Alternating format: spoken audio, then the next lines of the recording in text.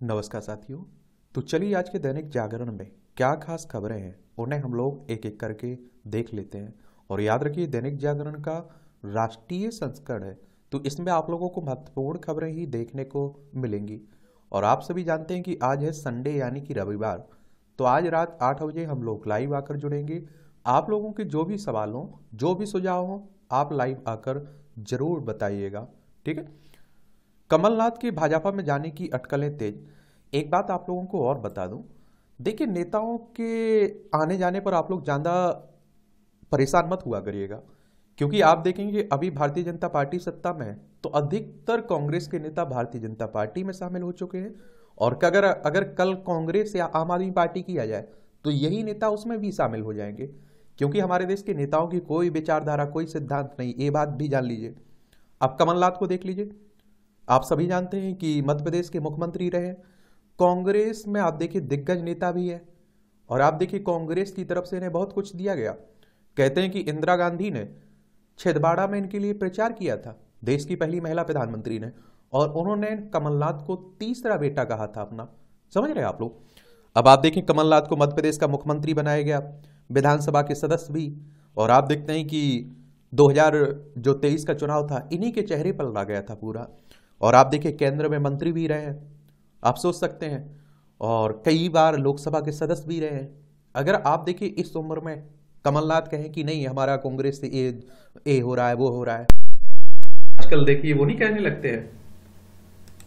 नेताओं को जब पार्टी छोड़नी होती है तो नहीं कहने लगते उसूलों पर आँच आए तो लड़ना जरूरी है। तो कल से अगर आप देखेंगे कमलनाथ बीजेपी ज्वाइन कर लेते हैं तो यही कल से फिर चलने लगेगा। तो नेताओं को मैं ज़्यादा सीरियस नहीं लेता हूँ, सच कह रहा हूँ। देखिए ये हमारा प्यारा भारत है, मध्य प्रदेश आपको ये देखने को मिलेगा। भोपाल इसकी राजधानी है।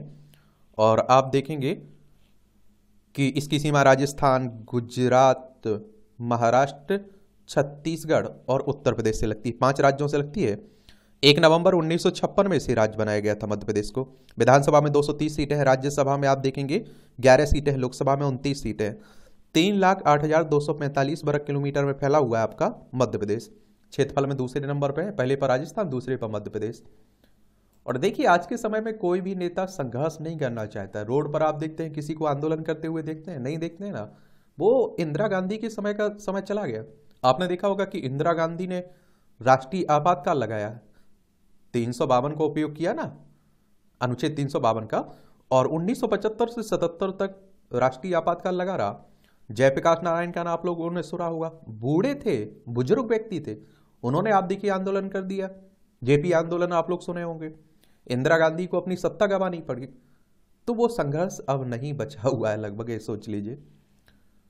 बेदाग रहा मेरा 23 साल का कार्यकाल, मोदी साहब करें, कहा 370 सीटें जीतना श्यामा प्रसाद मुखर्जी को सच्ची श्रद्धांजलि होगी।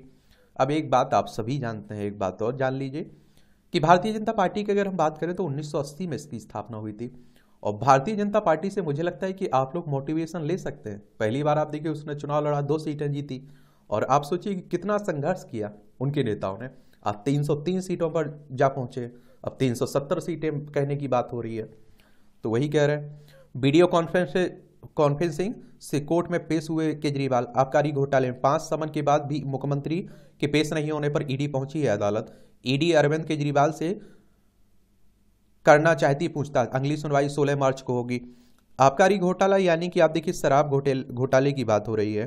जो शराब नीति आई हुई थी ना, तो उसी में घोटाले की बात हो रही। बाद में आप देखते हैं कि दिल्ली सरकार ने उसे वापस भी ले लिया था।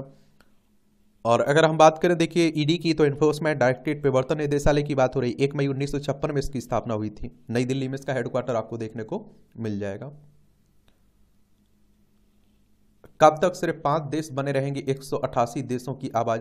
सुरक्षा परिषद में सुधार के लिए भारत ने शुक्रवार को बड़ा सवाल उठाया। कहा कि वर्ष क्यों और कितने समय तक महज 5 देश विश्व के 188 देशों की आवाज बने रहेंगे? संयुक्त राष्ट्र के मंच पर यह सवाल भारत की राजदूत रुचिरा कंबोज ने उठाया। कहा कि सुरक्षा परिषद में सुधार को अब और नहीं टाला जाना चाहिए। देखिए एक बात मैंने आप लोगों से बताई कि इस तरह के जो संगठन है ना, उनके बारे में एक सामान्य जानकारी अपने पास जरूर रखिएगा। इनसे क्वेश्चंस आपके एग्जाम में हर साल पूछे जाते हैं। संयुक्त राष्ट्र संघ आप लोग सुने होंगे, तो उसी की बात हो रही। संयुक्त राष्ट्र सुरक्षा परिषद की, यूनाइटेड नेशंस सिक्योरिटी काउंसिल की। इसकी स्थापना 24 अक्टूबर 1945 में हुई थी। न्यूयॉर्क यूएसए में इसका हेडक्वार्टर आपको देखने को मिलेगा। इसमें आप देखते हैं कि आप लोगों को कितने 15 सदस्य देखने को मिलते हैं, जिनमें 5 स्थायी सदस्य हैं। स्थायी सदस्यों में आप देखते हैं कि चाइना है, फ्रांस है, रसिया है और यूनाइटेड किंगडम है और यूनाइटेड स्टेट है, अमेरिका है। और आप सोचिए कि 10 अस्थायी सदस्य होते हैं। इन 5 स्थायी सदस्यों के पास आप देखते हैं शक्तिशाली है यही, और अगर कोई प्रस्ताव पास करवाना होता है तो पांचों को सहमत होना चाहिए। अगर एक भी उस प्रस्ताव के खिलाफ चला जाता है तो वो प्रस्ताव पास नहीं होता है। और इसीलिए आप देखते हैं कि भारत को भी इसमें शामिल स्थायी सदस्य बनाने की बात होती रहती है और इसमें सुधार की बात भी होती रहती है संयुक्त राष्ट्र सुरक्षा परिषद में। जगत गुरु रामभद्राचार्य गुलजार को ज्ञानपीठ पुरस्कार। संस्कृत भाषा को दूसरी बार और उर्दू के लिए 5वीं बार दिया जा रहा है यह सम्मान। दोनों प्रसिद्ध हस्तियों को इस वर्ष संयुक्त रूप से दिया जाएगा 58वां ज्ञानपीठ पुरस्कार। और ज्ञानपीठ पुरस्कारों के बारे में भी आप लोगों को याद रखना चाहिए। क्या करना चाहिए? याद रखना चाहिए। इसकी स्थापना आप देखते हैं कि 1961 में हुई थी और पहली बार 1965 में ये दिया गया था। ये आप लोगों को याद रखना चाहिए कि नहीं रखोगे? भारतीय ज्ञानपीठ के द्वारा दिया जाता है।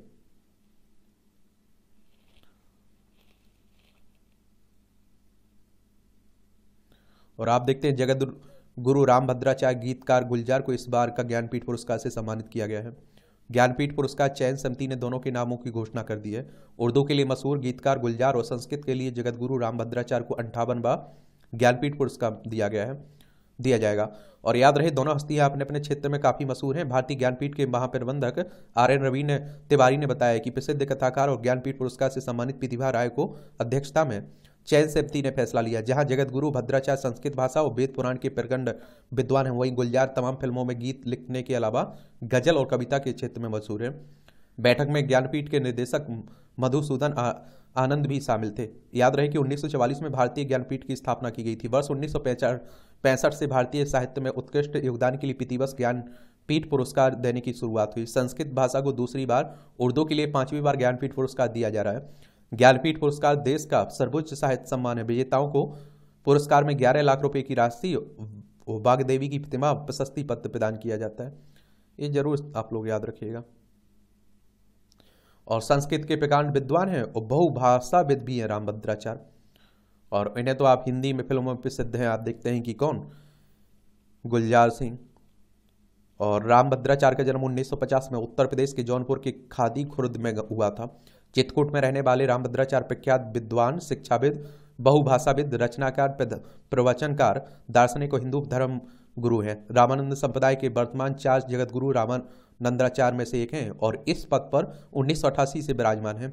रामभद्राचार्य चित्रकूट में स्थित संत तुलसीदास के नाम पर स्थापित तुलसी पीठ नामक धार्मिक और सामाजिक सेवा संस्थान के संस्थापक और अध्यक्ष भी हैं। रामभद्राचार्य 22 भाषाएं भी बोल लेते हैं और उन्होंने 100 से अधिक पुस्तकें और ग्रंथों की रचना की, जिसमें 4 महाकाव्य, 2 संस्कृत 2 हिंदी में, रामचरितमानस पर हिंदी टीका और अष्टाध्यायी पर काव्यात्मक संस्कृत टीका और पिस्थानतयी, ब्रह्मसूत्र, भगवद गीता और प्रधान उपनिषदों पर संस्कृत भाषा सम्मिलित हैं। 2015 में उन्हें पद्म विभूषण से सम्मानित किया गया था। हिंदी फिल्मों के प्रसिद्ध गीतकार गुलजार सिंह। भारतीय ज्ञानपीठ से सम्मानित होने वाले संपूर्ण सिंह कालरा 1934 में इनका गुलजार नाम से प्रसिद्ध हुए। हिंदी फिल्मों के लिए एक प्रसिद्ध गीतकार हैं। इसके अलावा कवि, पटकथा, लेखक, फिल्म निर्देशक, नाटककार, मशहूर शायर। गुलजार की रचनाएं मुख्य रूप से हिंदी, उर्दू, पंजाबी में हैं। गुलजार हिंदी सिनेमा में अपने काम के लिए जाने जाते हैं और इस युग के बेहतरीन उर्दू कवियों में से एक माने जाते हैं। उन्हें 2002 में उर्दू के लिए साहित्य अकादमी पुरस्कार, 2013 में दादा साहब फाल्के पुरस्कार, 2004 में पद्म विभूषण और कम से कम 5 राष्ट्रीय फिल्म पुरस्कार मिल चुके हैं। 2009 में डैनी वायल निर्देशित फिल्म इस्लाम डॉग मिलियनेयर में उनके लिए लिखे गीत जय हो के लिए उन्हें सर्वश्रेष्ठ गीत का ऑस्कर पुरस्कार भी मिल चुका है।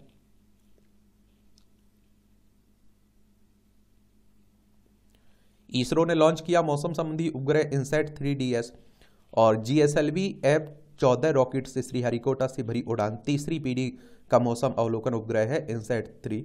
ये जरूर याद रखा करिएगा इसके बारे में। और देखिए, अगर आप भारतीय विज्ञान परिषद भारतीय भारतीय अंतरिक्ष अनुसंधान संगठन की स्थापना की बात करें तो 15 अगस्त 1969 में हुई थी। बेंगलोर कर्नाटक में इसका हेडक्वार्टर देखने को मिलेगा।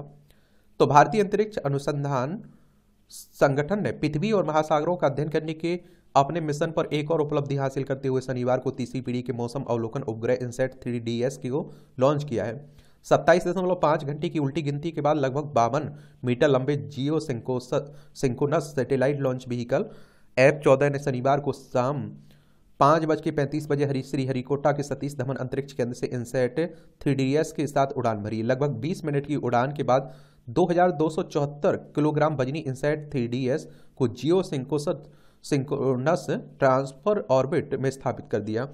और इसरो के विज्ञानी आने वाले दिनों में उपग्रह को भू स्थिर कक्षा में स्थापित करने के लिए प्रयास करेंगे। इनसैट का मतलब इंडियन नेशनल सैटेलाइट सिस्टम है। मिशन का उद्देश्य इस समय काम कर रहे इनसैट 3D 2013 में लॉन्च, और आप देखते हैं कि इनसैट 3DR सितंबर 2016 में लॉन्च को उन्नत मौसम संबंधी डाटा, भूमि और महासागर सतहों की निगरानी, मौसम पूर्वानुमान और आपदा चेतावनी के लिए सेवाओं की निरंतरता प्रदान करना है।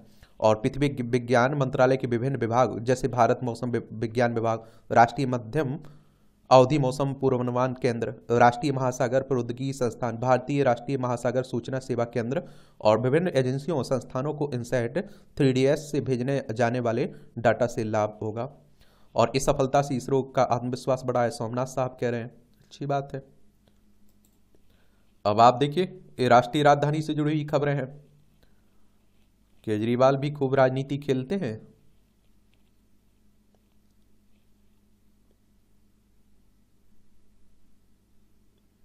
विश्व पुस्तक मेले में उमड़ा हुजूम, आखिरी दिन है।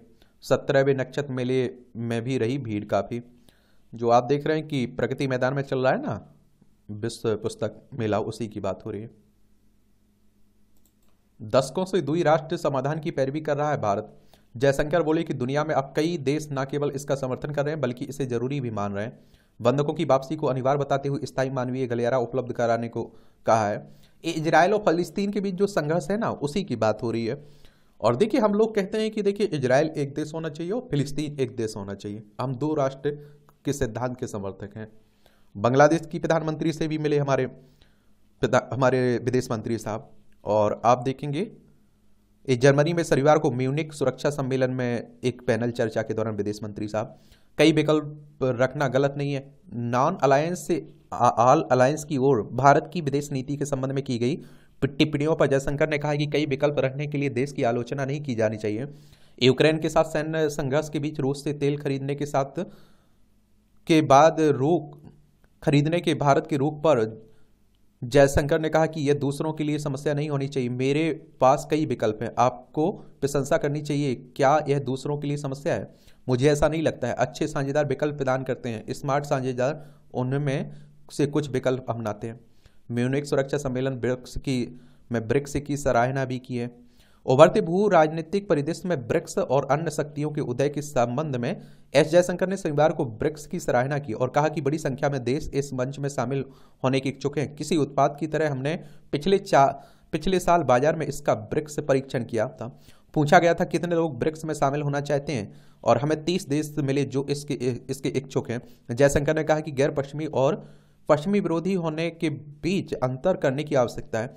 मैं न केवल भारत को एक ऐसे देश के रूप में चित्रित करूंगा जो गैर पश्चिम है, बल्कि जिसका पश्चिमी देशों के साथ बेहद मजबूत संबंध है। जयशंकर ने सहमति जताते हुए विलंकन ने कहा कि ब्रिक्स के एक प्रमुख सदस्य के रूप में भारत और G7 के प्रमुख सदस्य के रूप में अमेरिका की भूमिका के बावजूद दोनों देश G20 क्वाड जैसे मंचों पर सहयोग करते हैं।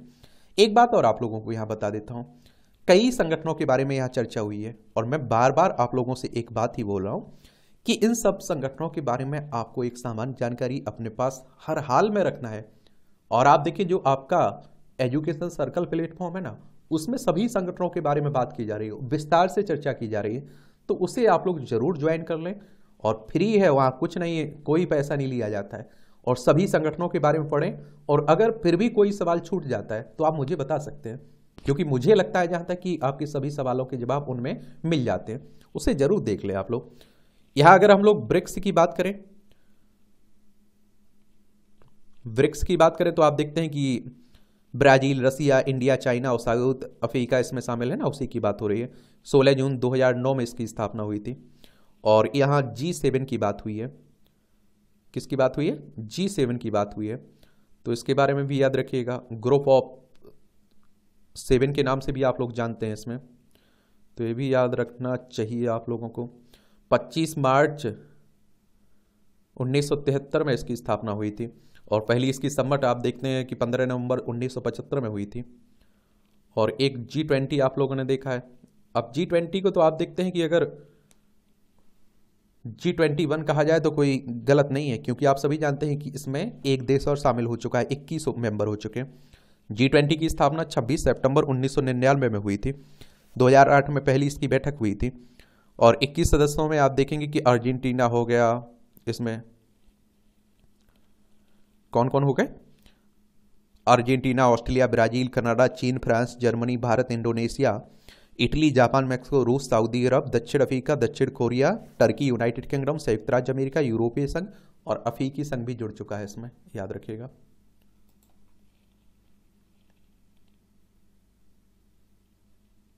केरल के स्कूल में पानी पीने के लिए दिया जाएगा अवकाश, बढ़ती गर्मी को देखकर ध्यान। लोकतंत्र सूचकांक में भारत 5 पायदान ऊपर पहुंचा। इकोनॉमिस्ट इंटेलिजेंस यूनिट की ओर से विश्व में लोकतंत्र की स्थिति पर डेमोक्रेसी इंडेक्स 2023 रिपोर्ट जारी हुई है। सूचकांक में भारत पिछले वर्ष के मुकाबले 5 अंकों के सुधार के साथ 41वें स्थान पर पहुंच गया है। वर्ष 2022 में इसका स्थान 46वां था। इस सूचकांक में देशों को 4 category, full democracy, flat democracy, hybrid regime और ऑथोरिटेरियन रिजिम में रखा गया है। इसमें आप देखिए नॉर्वे, न्यूजीलैंड, आइसलैंड ने सूचकांक में शीर्ष स्थान, किसने? नॉर्वे, न्यूजीलैंड और आइसलैंड ने टॉप प्राप्त किया है, सबसे अच्छा।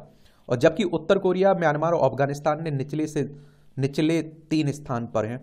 और भारत इस सूची में फ्लैट डेमोक्रेसी की सूची में रखा गया है, जिसके आशाजनक आर्थिक विकास दिखाया है, जो वैश्विक आर्थिक शक्ति में बदलाव को दर्शाता है। इसे 7.8 स्कोर के साथ 41वें स्थान पर रखा गया भारत को। पड़ोसी देश चीन को आप देखिए 2.12 स्कोर के साथ 148वां स्थान पायदान पर रखा गया है, आप जानते ही हैं। और इसे ऑथोरिटेरियन रिजिम कैटेगरी में रखा गया है। वही पाकिस्तान में आप देखिए लोकतंत्र की स्थिति बद से बदतर है, और पाकिस्तान को ऑथोरिटेरियन रिजिम कैटेगरी में डाल दिया गया है। पहले यह हाइब्रिड रिजिम में था। और सूचकांक में शामिल देश के 28 देश, क्षेत्र के 28 देशों में से 15 ने अपने स्कोर में गिरावट दर्ज की है। सिर्फ 8 में सुधार दर्ज किया गया। विशेष रूप से इस लोकतंत्र सूचकांक पर पाकिस्तान का स्कोर गिरकर 3.25 हो गया है। यह विश्व रैंकिंग तालिका में 11 स्थान गिरकर 118वें स्थान पर पहुंच गया है। रिपोर्ट में इस बात पर प्रकाश डाला गया है कि चुनाव प्रक्रिया में हस्तक्षेप और सरकारी शिथिलता के साथ ही पाकिस्तान में न्यायपालिका की स्वतंत्रता में बड़ी कटौती हुई है। और आप जानते भी तो हैं पाकिस्तान में चुनाव हो रहा है, आप देखिए किस तरह से हो रहा है। तो सीधी सी बात है कि जो सामने देखेगा वही तो कैटेगरी में आएगा। तो याद रखिएगा, ये न्यायपालिका में असमानता पर आत्मनिरीक्षण की जरूरत है। CGI ने कहा कि आपराधिक अपील लंबित होने से नहीं मिल पाती जमानत। दावा, नई भर्तियों में महिलाएं 50% के करीब तकनीक के उपयोग की जोर की बात भी हो रही है। और देखिए सुप्रीम कोर्ट की बात हो रही है। सुप्रीम कोर्ट यानी सर्वोच्च अदालत है हमारी, संविधान के अनुच्छेद 124 के तहत इसकी स्थापना की बात की गई है।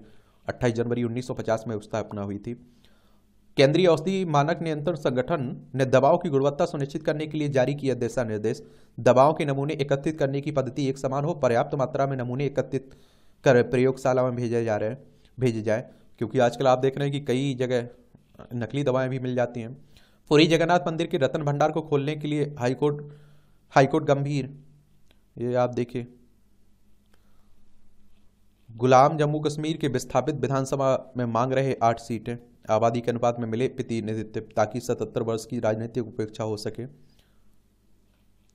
भारत म्यांमार सीमा पर बाड़ लगाने के विरोध में है मिजोरम सरकार। ये आप देखिए आइजोल है इसकी राजधानी। ये आप देखिए अरुणाचल प्रदेश, नागालैंड, मणिपुर, मिजोरम की सीमा लगती है ना म्यांमार से।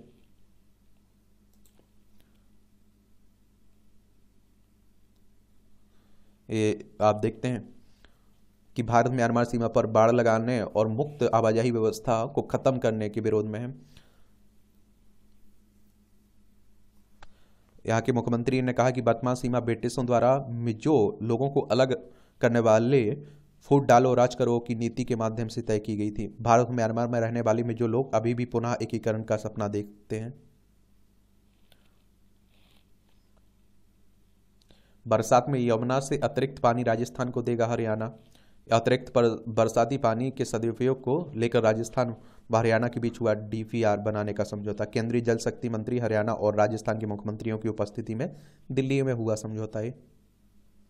पानी की एक एक बूंद का होगा सदुपयोग, ये भी कहा जा रहा है। अच्छी बात है, आप देखेंगे।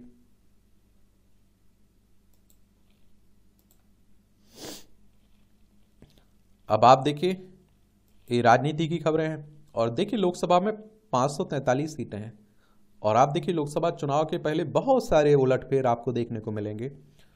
तो मैं तो कहता हूँ राजनीति को आप लोग क्या किया करिएगा, मजे लिया करिएगा, ज़्यादा आपको सीरियस होने की ज़रूरत नहीं है। और देखिए पूर्व प्रधानमंत्री इंदिरा गांधी की शव यात्रा को कंधा देते उनके बेटे पूर्व प्रधानमंत्री राजीव गांधी, कमलनाथ, आप समझ सकते हैं। और ये राहुल गांधी भी आप लोग देख रहे हैं। तो गांधी परिवार के कितने खास रहे होंगे आप सोचिए, ठीक है। तो इनके बारे में, कमलनाथ के बारे में पढ़ा करिएगा, ऐसे नेताओं के बारे में। अच्छे नेता हैं, कद्दावर नेता हैं, इसमें कोई दो राय नहीं होनी चाहिए।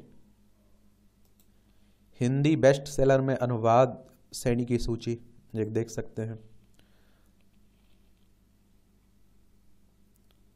गरीब कल्याण विकास के काम और मंदिर पर केंद्रित होगा भाजपा का चुनावी अभियान। राष्ट्रीय अधिवेशन चल रहा है ना, तो उसी में कहा जा रहा है। राजनीतिक प्रस्ताव में यह प्रमुख बिंदु है। नए संसद भवन का निर्माण हो गया और अंतरिक्ष में देश की उड़ान, भारतीय न्याय संहिता, अंतर्राष्ट्रीय मिलेट वर्ष का आयोजन, मेरी माटी मेरा देश कार्यक्रम, किसान कल्याण, अर्थव्यवस्था की उड़ान, कोविड प्रबंधन।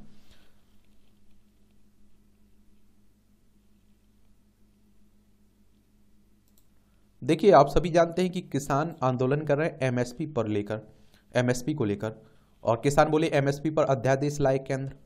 एमएसपी यानी कि मिनिमम सपोर्ट प्राइस की बात हो रही कि कम से कम हमारी फसल का इतना तो मिलना चाहिए। पंजाब के किसानों को बड़े पैमाने पर मदद देता है केंद्र, ये भी कहा जा रहा है। तो पंजाब में किसानों का विरोध प्रदर्शन जारी, हालांकि केंद्र सरकार ने राज्य में किसानों को पिछले 6 वर्षों के दौरान बड़ी पैमाने पर मदद मुहैया कराई है। केंद्र सरकार ने सऊदी में पंजाब के किसानों को लाखों टन उर्वरक रियायती दर पर उपलब्ध कराया है। केंद्र सरकार ने राज्य के कृषि सेक्टर को मजबूत बनाने के लिए ढांचागत सुविधाओं के विकास के मद में रकम उपलब्ध कराने के अलावा किसानों को सीधी वित्तीय मदद भी उपलब्ध कराई है। राज्य में बागवानी को बढ़ावा देने के लिए भी केंद्र सरकार ने योजना के तहत राशि जारी की है। देखिए एक बात और आपको बता दूं, मुझे समझ में नहीं आता है कि सरकारें क्या चाहती हैं। और आप देखिए जब विपक्ष में ये बीजेपी थी ना, तो प्रधानमंत्री मोदी साहब ने पत्र लिखा था मनमोहन सिंह को कि एमएसपी पर कानून होना चाहिए। देखिए जैसे आप सोचिए कि अभी जिन फसलों पर एमएसपी दाम तय किए गए हैं, आप मान लीजिए कि गेहूं के लिए अगर 2,000 रुपये तय किया गया है, तो सरकार कह रही है ना कि एमएसपी पर हमें मतलब फसल बेचिए अपनी। अब अगर उस पर कानून बना दे, किसान ये नहीं कह रहे कि आप 2,000 की जगह 3,000 कर दीजिए हमारा रेट, किसान कह रहे हैं कि जो आपने 2,000 रुपये तय किए हुए हैं ना एमएसपी, इसी पर आप कानून बना दीजिए कि 2,000 रुपये से कोई कम पे खरीदता है फसल हमारी, तो उस पर कानूनी कार्रवाई होगी। तो इसी को लेकर सब परेशानियां चल रही हैं, क्योंकि मुझे लगता है कि सरकार भी जानती है कि ना के बराबर किसान अपनी एमएसपी पर फसल बेचते हैं, अधिकतर बिचौलियों को देते हैं और बिचौलिए मनमाने दाम से लूटते हैं। तो उसी की बात होनी चाहिए। और देखिए मैं तो कह रहा हूं कि एमएसपी होनी चाहिए कम से कम। देखिए ये सुरक्षा किसानों की तो हो कम से कम।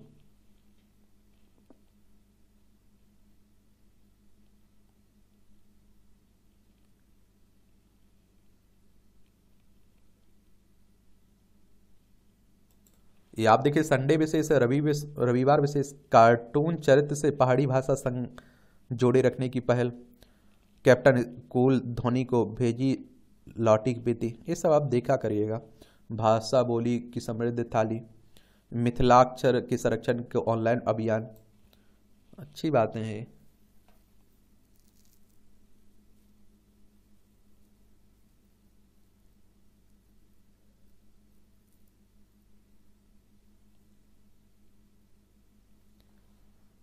2027 तक $500 अरब होगी उत्तर प्रदेश की आर्थिकी।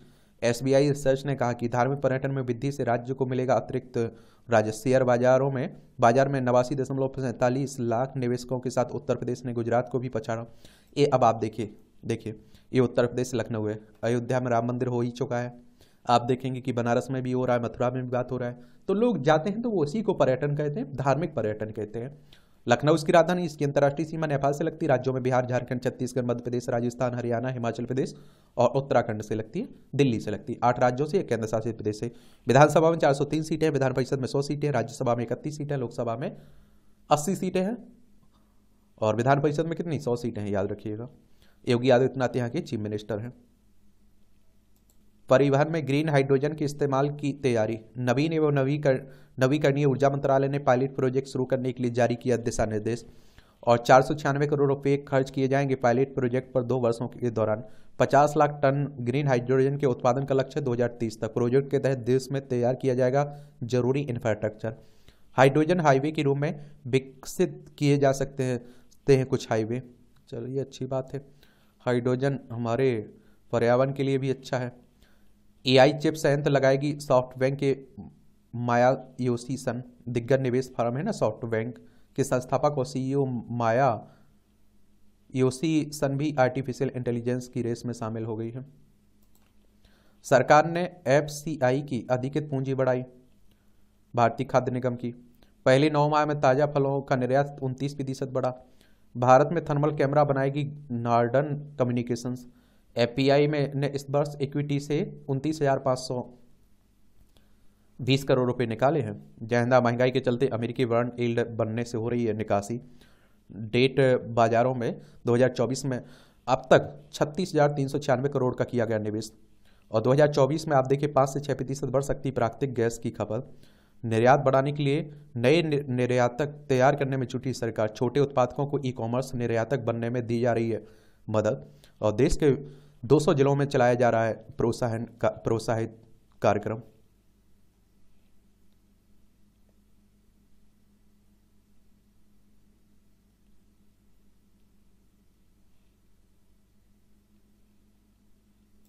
ये आपकी अंतर्राष्ट्रीय खबरें हैं। ये भारत आ रहे तेल टैंकर पर हाउती आतंकियों ने दागी मिसाइल लाल सागर में। ये आप देखिए हाउती विद्रोहियों का यहाँ भी चल रहा है काफ़ी। देखिए ये आपको लाल सागर, अदन की खाड़ी, ये अरब सागर, ये भूमध्य सागर, यहाँ आप देखेंगे पहले भी इस तरह की कई घटनाएं हुई। रावलपिंडी कमिश्नर ने चुनाव धांधली की जिम्मेदारी लेकर दिया इस्तीफा। ये आप सभी जानते हैं कि कहाँ यहाँ चुनाव हुआ है, पाकिस्तान में। देखिए ये पाकिस्तान है, लद्दाख, जम्मू कश्मीर, पंजाब, राजस्थान, गुजरात की सीमा लगती है और यहाँ धांधली की बातें हो रही है ना, तो उसी को लेकर बातें हो रही हैं।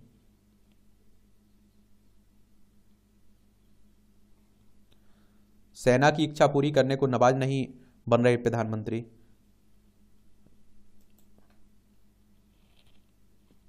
देखते हैं कौन प्रधानमंत्री बनता है। अमेरिकी उप विदेश मंत्री भारत दौरे पर आएंगे। नौलनी की मौत की पुष्टि, परिवार को सब सौंपने की मांग हुई है। ये आप देखते हैं कि रूस के राष्ट्रपति के बड़े ध्रुव विरोधी माने जाते थे। रूस के एंटी सैटेलाइट हथियार तैनाती की तैयारी के साक्ष्य नहीं है, बाइडेन साहब कह रहे हैं। जनरल मनोज पांडे ने डिफेंस इनोवेशन यूनिट का किया दौरा।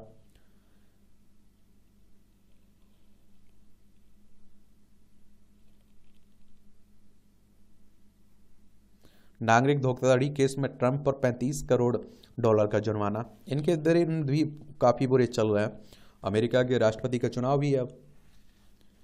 अमेरिकी प्रतिनिधि सभा में चीन के खिलाफ अधिनियम पारित हुआ। अमेरिका कांग्रेस वुमन और कैलिफोर्निया के 40वें जिले के प्रतिनिधि यंग किम ने अमेरिका प्रतिनिधि सभा द्वारा उइगर नीति अधिनियम 2023 के निर्विवाद रूप से पारित करने की घोषणा की है।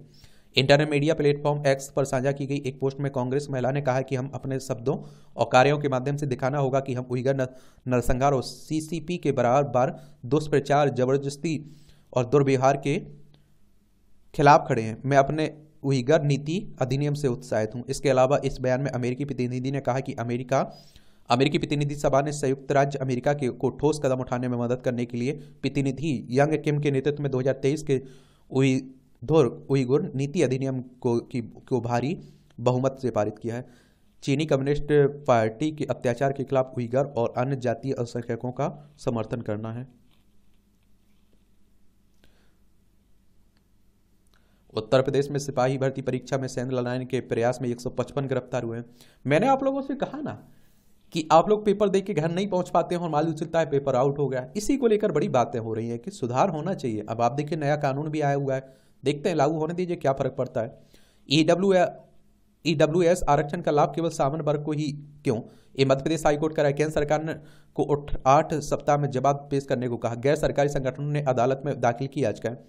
ये कहा कि नीति संविधान के अनुच्छेद 15(6) और 16(6) की असंगत है। इस नीति में ओबीसी एससी एसटी की को पूरी तरह से वंचित किया गया है। यह आरक्षण संविधान का मूल भावना के विपरीत है। दलील है कि संविधान के 103वें संशोधन में प्रत्येक वर्ग के गरीबों को ईडब्ल्यूएस आरक्षण का लाभ दिए जाने का प्रावधान किया गया है। याचिका में बताया गया केंद्र सरकार द्वारा जारी ऑफिस मेमोरेंडम को अब तक किसी भी न्यायालय में चुनौती नहीं दी गई है। और आप जानते हैं कि ईडब्ल्यूएस को जो कमजोर रूप से आर्थिक रूप से कमजोर वर्ग है उन्हें 10% आरक्षण देने की बात हुई है ना, उसी को लेकर बातें हो रही है। अब आप देखिए खेल का क्षेत्र है, देख लिया करिएगा। जायसवाल की शतकीय पारी से भारत का पलटफेर। भारत ने तीसरे टेस्ट में इंग्लैंड पर बनाई 322 रन की बढ़त।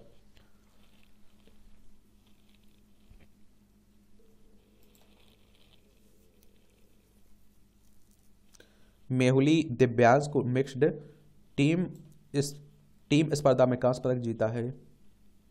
युवराज मलेशिया ओपन में संयुक्त 12वें स्थान पर पहुंचे। पुलवामा की शोरूम में सचिन ने परखा बल्ला। भारतीय महिला बैडमिंटन टीम स्वर्ण से एक जीत दूर है। रोमांचक सेमीफाइनल में मैच में टीम ने 2 बार के पूर्व चैंपियन जापान को 3-2 से हराया। फाइनल में अब थाईलैंड से होगा सामना। एशिया टीम चैंपियनशिप की बात हो रही है। शॉटगन निशानेबाजों के ओलंपिक ट्रायल पर संशय है। किसान आंदोलन के मद्देनजर फ्लू के कारण वुड्स हटे। टाइगर वुड्स की 2024 में पीजीए टूर पर वापसी केवल 24 हॉल तक ही रही सकी, क्योंकि शुक्रवार को उन्हें फ्लू की तरह लक्षण और डिहाइड्रेशन के कारण जेनेसिस इवेंटेशनल गोल्ड टूर्नामेंट से हटना पड़ा। तोर ज्योति और हिरमिलन ने लगाई golden hattrick. Indoor athletics championship की बात हो रही है। एमआई एमिरेट्स बना ILT20 का चैंपियन। बड़ी मूर्तियां देती हैं बड़ा संदेश, सुतार कह रहे हैं। पढ़ लीजिए पढ़ना हो तो। कक्षा 8वीं में तय कर लिया था कि और तभी से शुरू हो गई थी तैयारी। जेई मेंस का आप देखते हैं कि रिजल्ट आया ना, 23 परीक्षार्थियों ने 100% अंक प्राप्त किए हैं। सोचिए अब सरकारी स्कूल से जज की कुर्सी तक। और हरविंदर सिंह जोहल, मैं आप लोगों से कह रहा हूं कि इन्हीं छोटी छोटी कहानियों से आप मोटिवेट हुआ करिएगा और आप सीखिए, आगे बढ़िए। मेहनत करेंगे तो आप यकीन मानिए आप सक्सेस होंगे, ये बात जान लीजिए। और इसकी PDF टेलीग्राम पर डाल देता हूं तो डाउनलोड कर लीजिएगा। परिवार में पहले इंजीनियर बनेंगे इप्सित, हम साथ थे, जुड़वा भाइयों की दोहरी सफलता देखिए उसी में। मैं इतना यकीन से कह सकता हूं कि अगर आप सही दिशा में तैयारी कर रहे हैं और 100% अपना तैयारी में दे रहे हैं तो आपकी सफलता कोई नहीं रोकने वाला है। ठीक है, सही दिशा जरूरी है, तो ये आप लोगों को करना चाहिए। मुझे लगता है मेहनत करिए। देखिए यहाँ भी आपको जनरल नॉलेज की जानकारी मिल जाती है, परीक्षा के पॉइंट ऑफ व्यू से भी पॉइंट मिल जाते हैं। खगोलविद टॉम बाग ने प्लूटो के रूप में खोजा सौरमंडल का 9वां ग्रह। 1930 में आज ही के दिन अमेरिकी खगोलविद क्लाइड टॉम बाग ने 6 दिनों के अंतराल पर ली गई सौरमंडल की 2 तस्वीरों की तुलना कर प्लूटो को खोज निकाला था। इसे सौरमंडल के 9वें ग्रह का दर्जा दिया। 2006 में से ग्रह की परिभाषा पर खरा ना पाकर खगोलीय पिंड मान लिया गया। भारत में हुई दुनिया की पहली हवाई डाक सेवा की शुरुआत। 1911 में आज ही के दिन भारत में दुनिया की पहली हवाई डाक सेवा शुरू हुई। फ्रांसीसी पायलट हेनरी पेक्वेट ने लगभग आप देखते हैं कि 6000 पत्रों से भरी एक बोरी इलाहाबाद के एक पोलो मैदान में खड़े 2 सीटर वाले हम्बर बाईप्लेन पर लादा और 13 मिनट में डाक को नैनी जंक्शन पर पहुंचाकर इतिहास रचा। महान समाज सुधारकों में गिने जाते हैं गोपाल हरि देशमुख। प्रख्यात समाज सुधारक गोपाल हरि देशमुख का जन्म 1823 में आज ही के दिन महाराष्ट्र के नंदगांव में हुआ था। देशमुख ने ब्रिटिश राज के तहत सरकार के लिए एक अनुवादक के रूप में अपना करियर की शुरुआत की। 25 साल की उम्र से साप्ताहिक प्रभाकर के लिए लोक हितवादी उपनाम से सामाजिक सुधार के उद्देश्यों से सैकड़ों लेख लिखे, जिसका समाज खासतौर पर युवाओं पर व्यापक असर पड़ा। वह स्त्री शिक्षा के समर्थक व बाल विवाह, दहेज प्रथा, बहुविवाह के घोर विरोधी थे। 9 अक्टूबर 1892 को उनकी डेथ हो गई थी। अलास्का पॉक्स क्यों हो गया है, यह जानलेवा। नेशनल डिस्क, नई दिल्ली। अलास्का फॉक्स इस वायरस की बहुत ज़्यादा चर्चा अभी नहीं हुई है, हालांकि इसकी खोज 9 साल पहले हुई थी, लेकिन इसका फैलाव बहुत सीमित रहा। जनवरी 2024 में इस वायरस की वजह से हुई पहली मौत में चिकित्सा जगत के लिए इस चिंता का विषय बना दिया। दुनिया भर के शोधकर्ता अब इसकी प्रकृति, म्यूटेशन और उपचार के बारे में सक्रियता के साथ जुड़े हुए हैं। 6 मामले अब तक मिले संक्रमण की पहचान के बाद दुनिया में। जनवरी में हुई पहली मौत इस समूह के कई विषाणु इंसानों और जानवरों दोनों को कर सकते हैं संक्रमित। पहली ज्ञात मौत अलास्का के सुदूर केनाई प्रायद्वीप में रहने वाले एक बुजुर्ग को नवंबर 2023 में अस्पताल में भर्ती कराया गया था। जनवरी 2024 में उनकी मौत हो गई। अब अलास्का के सार्वजनिक स्वास्थ्य विभाग ने अलास्का पॉक्स को मौत की वजह बताया। यह इस वायरस से हुई पहली ज्ञात मौत बताई जा रही है। अलास्का पॉक्स से जिन बुजुर्ग की मौत हुई है वह जंगली इलाके में रहते थे। स्वास्थ्य विभाग के मुताबिक उन्होंने ना तो हाल ही में कोई यात्रा की, ना ही ऐसे किसी व्यक्ति के संपर्क में आए। छोटे स्तनधारी जीव हो सकते हैं कैरियर। ये आप देखिए, शोधकर्ताओं के अनुसार अब तक मौजूद सारे प्रमाण इस वायरस की मुख्य रूप से छोटे स्तनधारी जीवों में उभरने का संकेत देते हैं। तो चाह पर उभर आते हैं चेचक की तरह फोड़े फुंसियाँ। बड़ा सवाल है, क्या इंसानों से भी फैल सकता है यह वायरस। और ये अलास्का पॉक्स वायरस को पहली बार 2015 में खोजा गया था। संक्रमण की पहचान के बाद अब तक 6 और मामले ही सामने आए। इस समूह के कई विषाणु इंसान और जानवर दोनों को संक्रमित करते हैं। बचाव के तरीके देख लीजिए। अमेरिका के centres for disease control and prevention ने वैश्विक स्तर पर संक्रमण से बचाव के लिए सलाह दी कि लोग अच्छी तरह हाथ धोएं। प्रभावित त्वचा को बैंडेज से ढकने, फोड़े फुंसियों के संपर्क में आने पर कपड़ों और चादरों को अलग से धोने की भी सलाह दी गई। जो लोग या समुदाय वन्य जीवों के आसपास हैं, खासतौर पर वे इन दिशा निर्देशों का पालन करें। वन्य जीवों या उनके मल के संपर्क में आने के बाद साबुन और पानी से अच्छी तरह हाथ साफ करें। उत्तराखंड में 17 ग्लेशियर झीलें बेहद संवेदनशील झीलें। जलवायु परिवर्तन के कारण उच्च हिमालयी क्षेत्र में बर्फबारी की जगह हो रही है वर्षा। गंगोत्री ग्लेशियर की झीलें जोखिम भरी हैं। वहीं बढ़ते तापमान के कारण हिमनदों के गलने की दर में भी वृद्धि हुई है। 347 ग्लेशियर झीलों में से 17 को जोखिम संभावित श्रेणी में रखा गया है। 3 हिमालयी राज्यों में उच्च हिमालयी झीलों की परिस्थिति पर होगा शोध। 3 साल तक अध्ययन करेंगे जांच संस्थान के विशेषज्ञ। 9 करोड़ बजट। पहली किस्त के तौर पर 27 लाख की धनराशि जारी इसी वर्ष शुरू। और त्रिशोंगो, हंस पोखरी सिक्किम, तिसोमुरा मोरिरी संगेस्तर अरुणाचल प्रदेश और उत्तराखंड की चमोली की भेकल झील की परिस्थिति पर शोध की बात हो रही है। मंकी पॉक्स से दिमाग की कोशिकाओं को कर सकता है प्रभावित, अनुसंधान कर रहे हैं। जब विमान में यात्री पर गिरने लगे कीड़े। Amsterdam a nice carnival. France के नाइस में वार्षिक कार्निवल की कार्निवल क्वीन नामक झांकी को देखते लोग। प्रसिद्ध नाइस कार्निवल 2024 में शनिवार को आरंभ हो गया है, जो 3 मार्च तक चलेगा। यह फ्रांस का प्रमुख अंतर्राष्ट्रीय कार्निवल है और अनेक सज्जित झांकियों से युक्त कार्निवल परेड के अतिरिक्त फ्लावर परेड इसका एक प्रमुख आकर्षण होता है। चलिए, ये आप देखिए, मूवियों से जुड़ी खबरें पढ़ना तो पढ़ सकते हैं। और इस तरह से आप देखेंगे कि आज की न्यूज़पेपर की कहानी खत्म होती है। आप लोग पढ़ते रहिए, एंजॉय करते रहिए। और हम लोग आज रात 8 बजे मिलेंगे लाइव आकर जुड़ेंगे, तो आप लोग जरूर जुड़िएगा। ठीक है, धन्यवाद।